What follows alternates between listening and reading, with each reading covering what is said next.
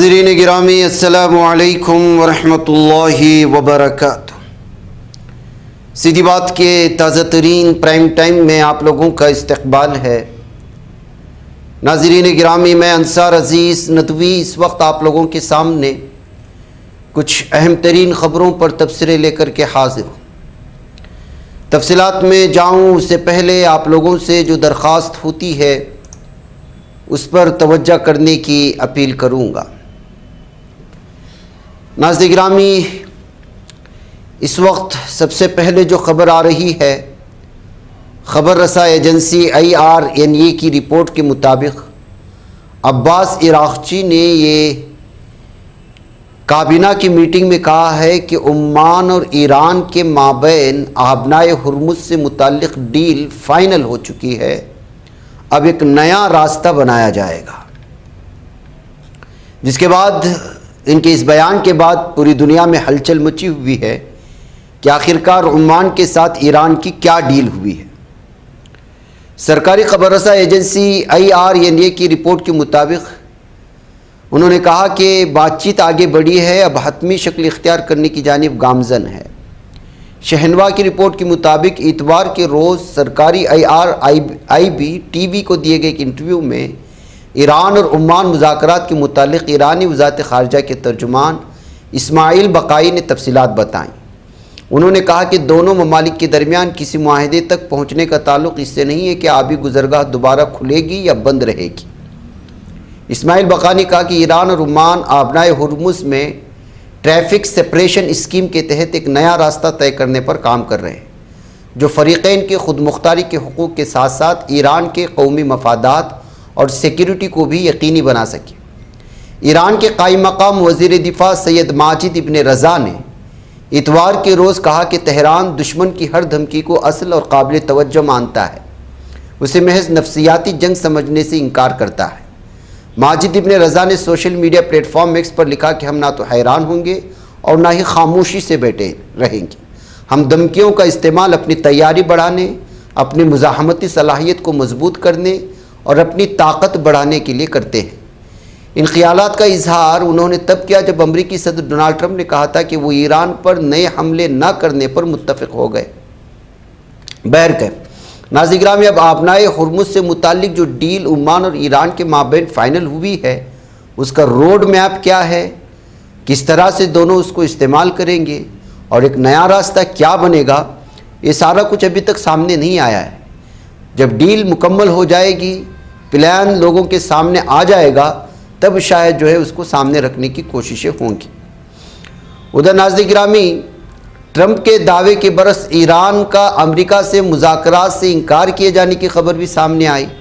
ایرانی وزارت خارجہ کے ترجمان اسماعیل بقائی نے پیر کے روز کہا کہ ان کا ملک اس وقت امریکہ کے ساتھ کوئی مذاکرات نہیں کر رہا، تاہم آبنائے ہرمز سے عارضی محفوظ راستہ قائم کرنے کے معاملے پر عمان کے ساتھ بات چیت جاری ہے۔ بقائی نے کہا کہ عمان کے ساتھ کسی معاہدے تک پہنچانا آبنائے ہرمز کو دوبارہ کھولنے کے لیے کافی نہیں ہوگا، کیونکہ جب تک امریکی جارحیت جاری رہے گی، صورتحال برقرار رہے گی۔ انہوں نے بتایا کہ عمان کے ساتھ زیر بحث نیا بحری راستہ ایک ہی راستہ ہوگا جس میں آمد اور روانگی کے لیے الگ الگ گزرگاہیں شامل ہوں گی۔ ایرانی ترجمان کے مطابق یہ مذاکرات دونوں ساحلی ممالک یعنی ایران اور عمان کے درمیان دو طرفہ ہیں، اور یہ بھی کہا کہ دوسرے ممالک یقیناً اس عمل میں تعمیری یا منفی کردار ادا کر سکتے ہیں، لیکن اصل معاملہ ایران اور عمان کے درمیان ہے، جبکہ اگلے مرحلے میں کیا ہوگا اس کا فیصلہ بعد میں کیا جائے گا۔ ایک طرف یہ صورتحال تو وہیں پر ناظرین گرامی امریکی وزیر جنگ کی ایک نیا بیان اور سامنے آیا ہے۔ پیٹ ہیگسیت نے پیر کے روز صدر ڈونلڈ ٹرمپ کے بیانات کی دوبارہ توثیق کرتے ہوئے کہا ہے کہ امریکی افواج اب بھی ہائی الرٹ پر ہیں اور کسی بھی کارروائی کے لیے تیار ہیں۔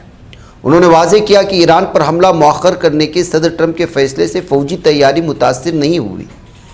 ہیگسیت نے social media platform X پر کہا کہ وزارت جنگ ایسی سطح کی تیاری برقرار رکھے ہوئے جو دوسری عالمی جنگ کے بعد سے نہیں دیکھی گئی، اور امریکی فوج مکمل تیار ہے۔ یعنی وہی یہ ہے کہ دوسری عالمی جنگ جس شدت کے ساتھ ہوئی اور اس کا جو نقصان ہوا، اسی طرح کا نقصان اس جنگ میں ہوگا یا اس سے بڑھ کر کے ہوگا، اس کی جانب اشارہ کر رہے تھے۔ اس سے قبل امریکی صدر ڈونلڈ ٹرمپ نے اعلان کیا تھا کہ ایران پر مزید حملے عارضی طور پر روکنے کے بعد ایرانی نمائندوں کے ساتھ مذاکرات کا نیا دور شروع ہوگا، لیکن ایران نے ان مذاکرات سے انکار کر دیا اور کہا کہ ہم اب امریکہ سے مذاکرات نہیں کریں گے، اس کو جو کرنا ہے کر لیں۔ ادھر عدلیہ نے کہا ہے کہ ایران نے پیر کے روز اسرائیل کے لیے جاسوسی کے الزام میں 2 افراد کو پھانسی دے دی، اور مبینہ جاسوسی کے الزام میں پھانسیوں کی لہر میں یہ تازہ ترین واقعہ ہے۔ فروری میں اسرائیل اور امریکہ سے جنگ کا آغاز ہونے کے بعد سے تہران نے پھانسیوں کی سزاؤں میں تیزی پیدا کی ہے، جن میں سے کئی مجرموں پر اسرائیلی انٹیلیجنس کے لیے جاسوسی کا الزام لگایا گیا۔ ایران کے عدلیہ کے میڈیا آؤٹلیٹ میزان نے اسرائیل کی غیر ملکی انٹیلیجنس سروس کا حوالہ دیتے ہوئے کہا، حساس فوجی اور سیکورٹی مقامات کے بارے میں موساد کے ایجنٹس کو معلومات فراہم کرنے پر امید بہزاد اور پوریا صفوت کو آج صبح پھانسی دے دی گئی ہے۔ ناظرین گرامی، آج کل ایک ٹائم ٹریولر نامی شخص کی جانب سے، یا یوں کہیں کہ ٹک ٹاک پر ایک ہینڈلر کی جانب سے پیش کی گئی ایک ویڈیو اس وقت پورے عالم میں زیر بحث ہے۔ اب اس ویڈیو کو لے کر کے جو تفصیلات آ رہی ہیں وہ میں آپ کے سامنے رکھوں گا، لیکن یہ ممکن ہے کہ یہ اے سے جنریٹڈ ویڈیو اور یہ اے جنریٹڈ ہی ویڈیو ہو سکتی ہے، لیکن اس ویڈیو کے ساتھ اس نے جو دعویٰ کیا ہے اس پر اس وقت دنیا بھر میں بحث جاری ہے۔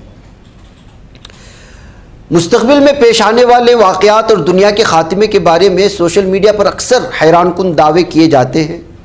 کبھی کوئی آنے والی وبا سے خبردار کرتا ہے، تو کبھی کوئی خلا سے آنے والے ایلینز کے حملے کی تاریخ مقرر کر دیتا ہے۔ ایسے دعوے اکثر وہ لوگ کرتے ہیں جو خود کو مستقبل بتانے والا یا ٹائم ٹریولر ہونے کا دعویٰ کرتے ہیں۔ اسی طرح کے خوفناک دعوے کی video social media platform TikTok پر تیزی سے وائرل ہو رہی ہے، جو بعد میں دیگر سوشل میڈیا پلیٹ فارم میں بھی آگ لگا دی، جہاں ایک خود ساختہ ٹائم ٹریولر نے تیسری عالمی جنگ کے آغاز سے لے کر پوری زمین کی تباہی تک کی کئی تصاویر پوسٹ کر دی ہیں۔ ٹک ٹاک پر اس کا جو ایڈریس ہے ٹیم ویاگن نامی ہینڈلر ہے اس کا، اور ویڈیو پوسٹ کرنے والے شخص نے خود کو حقیقی ٹائم ٹریولر قرار دیتا ہے۔ اس نے اپنے فالوورز کو بتایا کہ اسے مستقبل میں پیش آنے والے واقعات کی تصاویر عوام کے سامنے لانے کی اجازت مل گئی۔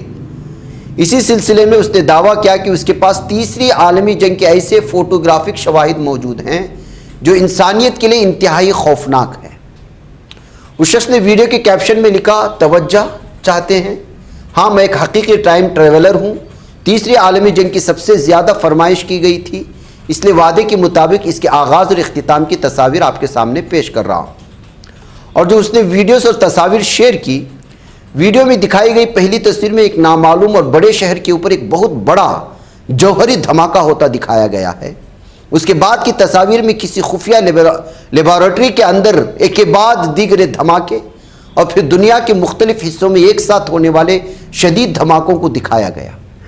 ویڈیو کے آخری حصے میں خلا سے لی گئی زمین کی ایک تصویر دکھائی دیتی ہے، جس میں پوری زمین جل کر راکھ ہو چکی ہے، مکمل طور پر تباہ ہو چکی ہے اور وہ ناقابل استعمال بن چکی ہے۔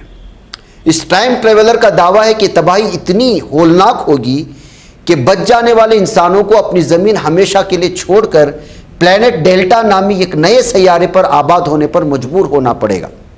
سوشل میڈیا پر ان خوفناک تصاویر کے سامنے آتے ہی انٹرنیٹ پر 2 گروپ بن گئے اور بحث چھڑ گئی۔ زیادہ تر نیٹیزنز نے ان تصاویر کو مکمل طور پر مسترد کر دیا اور انہیں مصنوعی ذہانت یعنی آرٹیفیشل انٹیلیجنس سے تیار کی گئی جعلی تصاویر قرار دیا اور اس پر بحث شروع ہو گئی۔ ایک صارف نے تبصرہ کرتے ہوئے لکھا کہ یہ مکمل طور پر یہ آئی سے تیار کی گئی ہیں، جعلی ہیں، تاہم کچھ لوگ ایسے بھی ہیں جو ان تصاویر دعووں کو دیکھ کر کافی خوفزدہ ہو گئے۔ اب تبصروں میں لکھ رہے ہیں کہ اب ہم سب ختم ہونے والے ہیں۔ خیر، ختم تو سب کو ہونا ہے، قیامت کا تو تصور اور اس کا یہ نظریہ تو ہر ایک کے پاس پایا جاتا ہے، لیکن تیسری جنگ عظیم کے بعد اور ایک ملک پر حملہ کرنے کے بعد پھوٹنے والی جنگ اور اس جنگ میں پورے کے پورے ممالک کا شامل ہونا اور پوری زمین کا تباہ ہونا، تمام چیزوں کا ایک خیالی جو ہے ایک تصویر یا تصور اس نے یہ ہے کہ حوالے سے پیش کرنے کی کوشش کی ہے۔